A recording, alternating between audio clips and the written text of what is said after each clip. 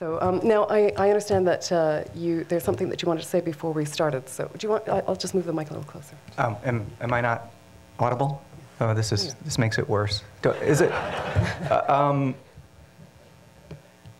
So I hadn't prepared anything because I thought, well, I don't know how to prepare anything for something like this. So, but I was thinking about it this morning before I came here, and I had this experience that kind of seemed sort of analogous to since this is supposedly about my process, which is what the name of this thing is, which is really weird, you know, to call it my process. But since that's the thing that's going on, I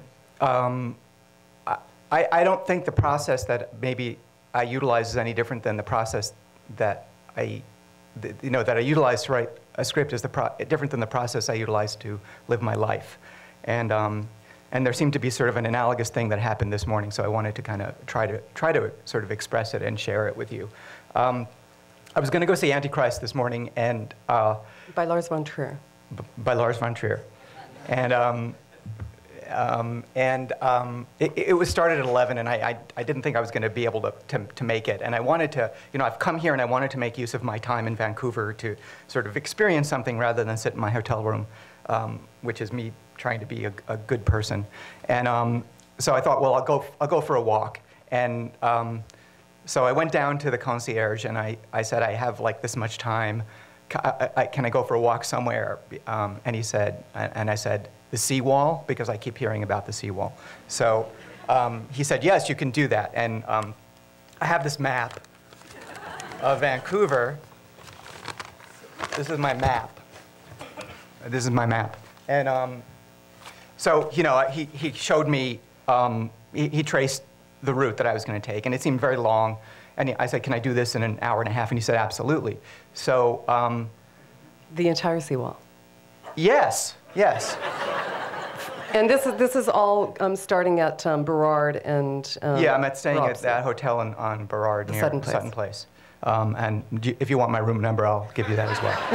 So, and I have extra keys. So they asked me how many. I said 50 keys.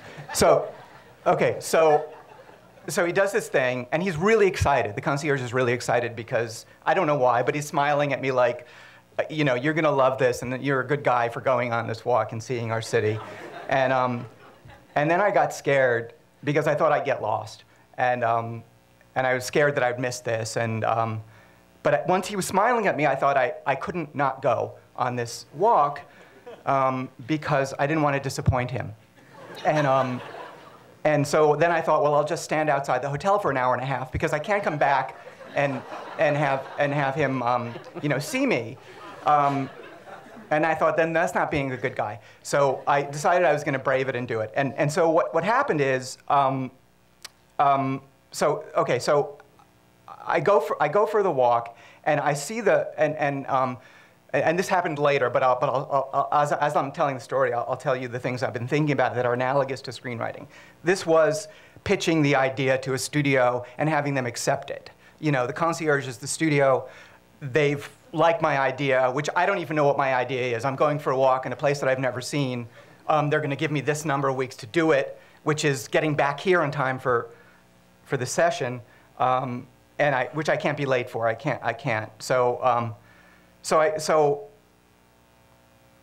you have to kind of. So my feeling is that I had to kind of take the leap, as it were, into writing this thing that I didn't know anything about, which is going for this walk.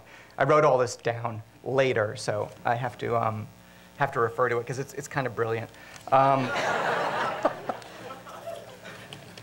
So I have my other notes for other things here too. I have to kind of get.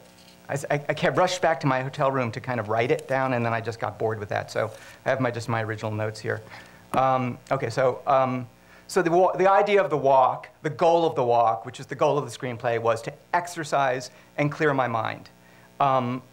But that doesn't happen. You know, that's the goal, and then you go out there and then you do this thing, and then your interaction with the world or your life or your thoughts is what you can't know going in.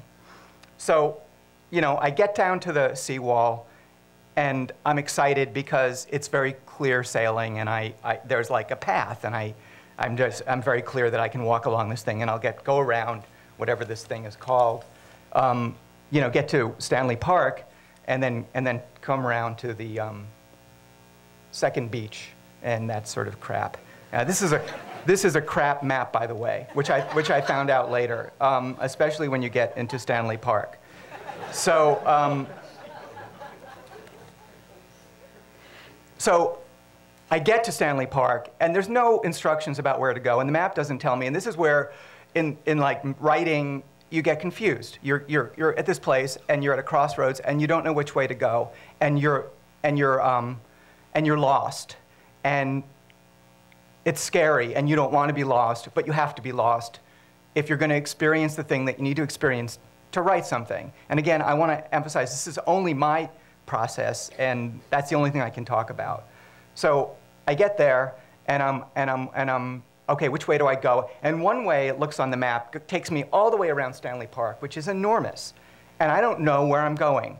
And so I just sort of, I see this thing, which is coincidentally and beautifully called Lost Lagoon, which I think, okay, if I can get around that, then I can go to where I need to go. And so I set off, and I never see Lost Lagoon. I never get anywhere near it. And I get to something like a rose garden, which is not on this map. It's not on this map. And I'm thinking, okay, I'm trying to like, you know, understand where the sun is and which way is, not that I know which way I'm supposed to go, so it wouldn't really matter.